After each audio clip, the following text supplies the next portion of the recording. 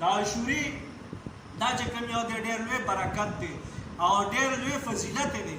نبی علیه الصلوات و تسلیمات د احادیثو مطابق څوک چې په عاشوره باندې روژه ونیسي نو دلته چې څومره ګناهونه کړي دي خدای تعالی ورته معاف کړي. اله العالمین د ده او د ده په منځ کې اووه خندقه وکړي، د ده او د دوزخ په منځ کې اووه خندقه.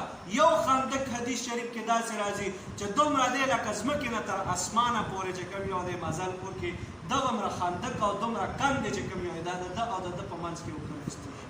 بل یو لویه واقعیت دی کې واقع شوې ده، هغه د حسنین مبارکان حضرت حسین رضی الله تعالی عنه مبارک په 10 محرم الحرام کې شهید شوی دی.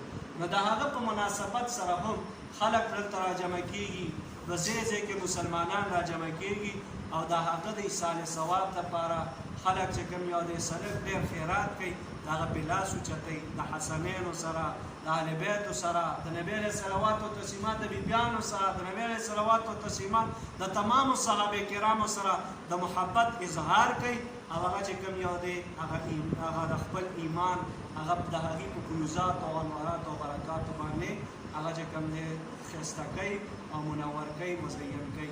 نو اله العالمین دی د ایوب صاحب ته د اقبال صاحب ته ستاسو ټولو ته نورم توفیق ورکړي چې اله العالمین تاسو په نیکو کې نورم مخکې کړي.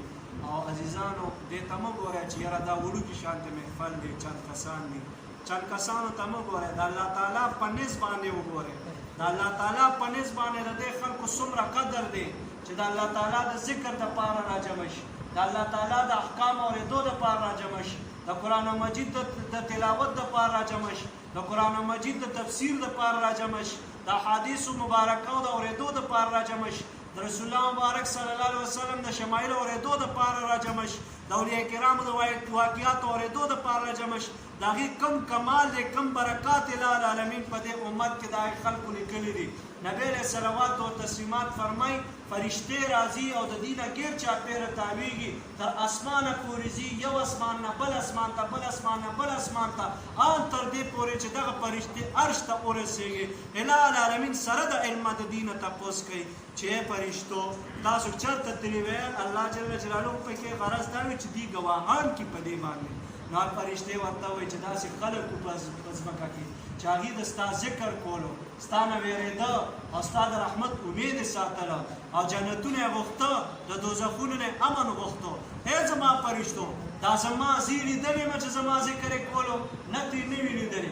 ای فرشتو دا جنتونه یې لیدلي چې دا چې کوم یو دی دا یې غوښته؟ نه دی هم نه و لیدلي. دا دوزخونه یې لیدلي چې هغې نه یې پناه غوښته؟ نه دی هم نه و لیدلي. نه فرشتو تاسو ګواه اوسېږئ چې تاسو په مخ کې ما دې ته بخښنه وکړه او د دې علما درجې ورکړي، داسې درجې چې دې سره څوک په دې مجلس کې ناست و که هغه د دې نیت باندې هم نه راغلی چې زه د الله تعالی ذکر وکړم، هغه به هم بدبخته نه شي. اله العالمین به هغه ته مرتبه داسې ورکړي چې د دې مجلس ته وځي نو هغه به داسې پاسي لکه چې د مور او پلار نه دا د انسان بې ګناه پیدا شي او د ده په وجود باندې ګناه نه وي. نو دغه رنګې دا چې د دې مجلس نه وځي ورته ټول لوی واړه ګناهونه معاف کړي. عزیزانو دا وړوکي مجلس نه دی. واخر دعوانا ان الحمد لله.